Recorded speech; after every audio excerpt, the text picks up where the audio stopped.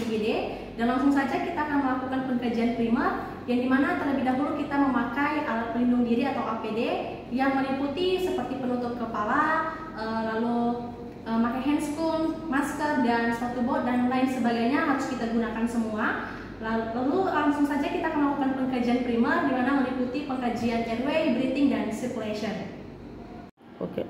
Langsung saja kita akan melakukan pengkajian pada airway, yaitu jalan napas pasien. Yang pertama adalah kita lihat penapasan jalan napas pasien apakah paten atau tidak.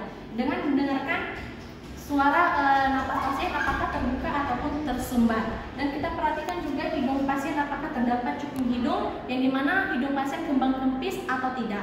Dan jikalau suara pasien terdengar tersumbat, maka langsung saja kita akan melakukan metode jaw thrust ataupun chin lift dengan menghadapkan kepala pasien dalam metode ekstensi. Lalu kita buka rahang pasien.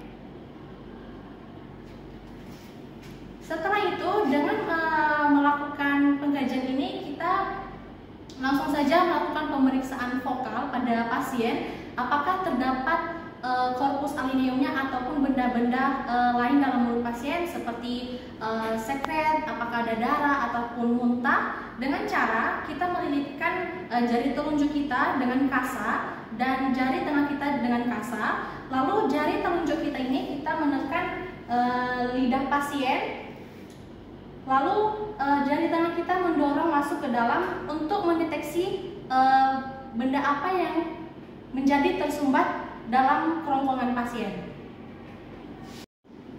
Selanjutnya adalah kita periksa ada tidaknya aliran udara pada pasien. Untuk mempertahankan kepadan jalan napas pasien, kita bisa menggunakan atau memasang oropharyngeal. Lalu selanjutnya adalah kita melakukan pemeriksaan apakah ada suara abnormal pada pasien, suara napas abnormal pada pasien seperti stridor, snoring ataupun gurgling. Jika ada suara napas gurgling, maka kita bisa melakukan suction untuk agar sekret pasien bisa terlepas. Lalu dengan cara kita juga mempertahankan tulang cervical pasien atau tulang belakang leher pasien. Selanjutnya adalah pemeriksaan breathing, yang dimana pemeriksaan breathing ini adalah pemeriksaan pernapasan yang melingkupi 3M, yang dimana kita melihat dinding dada pasien apakah naik turun atau tidak. Lalu kita merasakan napas pasien dan mendengarkan suara napas pasien dengan cara mata kita tertuju pada bagian dada pasien apakah naik turun atau tidak. Lalu bagian telunjuk kita berada di depan hidung pasien dan telinga kita berada di bagian telinga pasien. Dan hal tersebut kita lakukan secara sekaligus. Baik, langsung saja kita akan memberikan juga oksigen kepada pasien dan melakukan pemeriksaan napas pasien apakah tachypnea atau di mana pernapasan pasien cepat, lalu bradypnea, pernapasan pasien yang lambat, lalu tersengal-sengal ataupun susah untuk bernapas. Selanjutnya kita akan melakukan pemeriksaan circulation. Yang pertama kita akan melihat denyut nadi pasien, kualitas dan karakter. Kita akan melihat denyut nadi pasien lemah atau cepat, cepat, halus dan dalam, atau cepat dan dalam. Biasanya yang cepat, halus dan dalam itu kemungkinan bisa tertolong, sedangkan yang cepat dan dalam kemungkinan tidak dapat tertolong. Selanjutnya kita akan memeriksa irama jantung pasien. Dan setelah itu kita akan melihat apakah adanya pendarahan. Jika ada pendarahan, sebaiknya kita menghentikan dengan cepat dengan cara mendep, dan bisa juga cari dengan setelah itu kita bisa menghektim.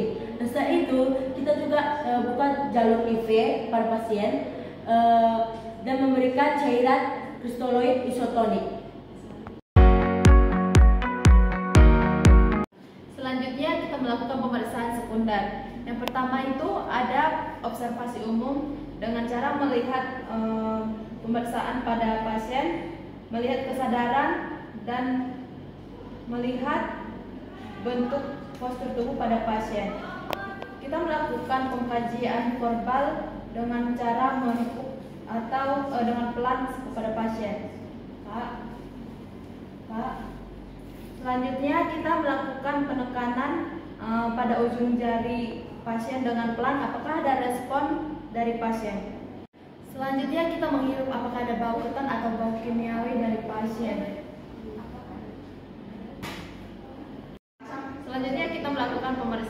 kepala dan wajah pasien. Yang pertama kita melihat mata pasien dengan menggunakan penlight. Kita meletakkan pada bagian mata pasien, kita membuka, kita lihat apakah ada reaksi terhadap cahaya pada pupil mata pasien. Selanjutnya kita lihat apakah ada pendarahan atau luka pada bagian mata pasien. Yang kedua ada pada bagian hidung pasien dengan menggunakan penlight. Kita melihat apakah ada pendarahan atau luka pada hidung pasien. Selanjutnya pada bagian mulut, izin ya Pak, kita melihat langit pada pasien apakah ada pendarahan, luka pada mulut pasien, dan juga kita melihat mengamati apakah ada gigi pasien yang patah. Selanjutnya pada pemeriksaan pada telinga pasien dengan kita lihat apakah ada pendarahan atau luka pada bagian telinga pasien. Selanjutnya kita melakukan pemeriksaan pada leher pasien. Kita mengkaji apakah ada pembengkakan, pendarahan dan luka pada bagian leher pasien dengan cara mempalpasi pasien dengan pelan. Izin ya Pak. Kita melihat apakah ada reaksi nyeri pada pasien. Baik, masuk kita pada pemeriksaan dada. Yang perlu kita periksa di bagian dada ini, kita periksa apakah adanya luka, apakah adanya benjolan atau terjadi perdarahan. Lalu setelah itu kita masuk pada pemeriksaan auskultasi. Di pemeriksaan auskultasi ini kita dengarkan suara jantung apakah normal atau tidak. Selanjutnya pemeriksaan abdomen. Di bagian abdomen ini kita periksa apakah ada luka atau adanya korpus aluminium yang tertancap. Setelah itu pemeriksaan auskultasi.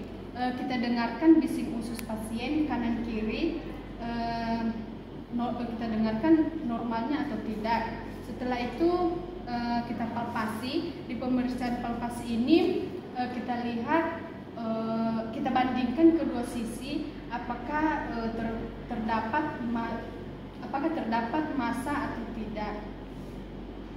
Lalu kita melakukan pemeriksaan ekstremitas atas, apakah adanya pendarahan luka, nyeri patah tulang, dan CRT 2 detik ODEM. Lalu kita melakukan pemeriksaan punggung, apakah adanya benjolan dan pembengkakan dengan cara membalikkan pasien dengan arah rockroll. Permisi ya Pak. Lalu kita mempalpasi pasien apakah adanya pembengkakan dan benjolan pada pasien. Baik Pak, pemeriksaan pada Bapak sudah selesai ya Pak. Untuk pemeriksaan selanjutnya akan diperiksa oleh dokter. Saya permisi ya Pak, terima kasih atas kerjasamanya. Permisi. Oh iya, bagaimana dalam keadaan saya terus? Pemeriksaan pada saudara ibu sudah selesai. Pemeriksaan selanjutnya dan tindakan selanjutnya akan dikonfirmasi oleh dokter nantinya ya Bu. Sekian video dari kelompok kami. Semoga